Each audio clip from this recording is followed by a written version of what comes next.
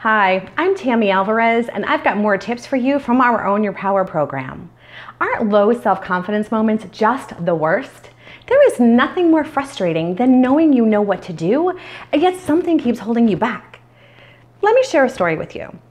I was working with this fantastic woman. She was so talented and driven and motivated to really help her company grow as well as her career. By all accounts, she was a huge success. She had the title, the salary, and the influence that she always wanted, but there was something still missing. Instead of feeling like she was on top of the world, she was always worried about what was going to happen next. It turns out her inner critic was on this constant loop that caused her to second guess herself all the time. And because of that, when something went wrong, it took her forever to recover from setbacks and regain her confidence. Now, you know as well as I do, when your confidence takes a vacation, all kinds of crappy things start to happen. Now, these feelings are totally natural and actually can be good for all of us if we learn how to control our feelings and not the other way around. And wouldn't it be great if we could just move past those low self-confidence moments a little faster? Well, you can. So let's talk about what to do when that happens. Next time your inner critic decides to pop in for a visit, try these 4 steps. The first step is write down that dialogue in your head verbatim. I mean word for word. Because for some reason, when you actually write that down and read it, it provides you a lot of clarity. Second, do some analyzing. Who causes you to feel that way? When did these feelings pop up? And why are you really feeling this way? Because knowing what triggers you goes a long way to helping you really reframe your inner critic.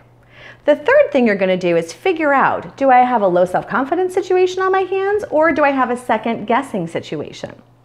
How can you tell the difference? When you have low self-confidence moments, you're telling yourself things like, I can't, I'll fail, there's no point, I don't know how. It prevents you from taking action. When you're second guessing yourself, things that you're saying to yourself was that right? Could I have done things a little differently? What does everybody else really think? And these thoughts take place after you've already taken action. So once you've figured out if you're dealing with low self-confidence or second guessing, then you need to figure out, can you fix it or do you need to reframe it? You can fix skills and you need to reframe your emotions. So your lack of confidence because you're missing a skill that everyone has, then go fix it. You're smart, put in the effort and close that skill gap. But if your emotions are running around like a 5-year-old on a sugar high, then you need to start to reframe that conversation in your head because these feelings generally aren't fact-based and you have an opportunity to draw on your previous successes to get you through those moments. If you can get through those moments faster, you're going to be more productive and even more importantly, more confident. So here's an example from my life. I suck at math, full stop. Now I'm a whiz at budgets and the P&L, but when you put me in a metrics meeting starting to talk about statistics and percentages, my brain fries up. My self-confidence takes a coffee break and I am sitting there letting everyone else drive the conversations. Because I'm afraid that I'm actually going to say something totally stupid and obvious. But math is a skill I can actually learn.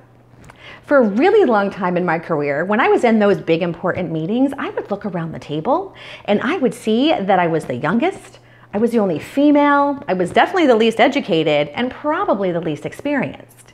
So whenever I would make a recommendation, I would feel like my pulse quicken and my body started to go flush and my palms started to sweat. I was a mess.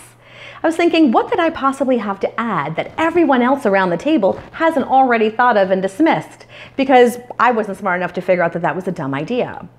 Now, these feelings started to go away once I reframed the dialogue in my head. I realized that I'm at that table because I'm different and because I take a different perspective. So once I really started to understand that and more importantly, believe it, I was able to make those recommendations with a lot more comfort and ease. Now, while these steps are easy, they take lots of practice. So let's recap those 4 easy steps to get your inner critic under control. 1, write down that dialogue, word for word. 2, figure out your triggers, the who, what, when, where, and why. 3, fix those skill gaps. And 4, reframe your emotional responses. See? Easy squeezy. You've got this, and I'm here to help if you need it. If you want more tips on how to accelerate your career, join our Facebook community. The link is included in this post. As always, thanks for watching, and I'll see you next time.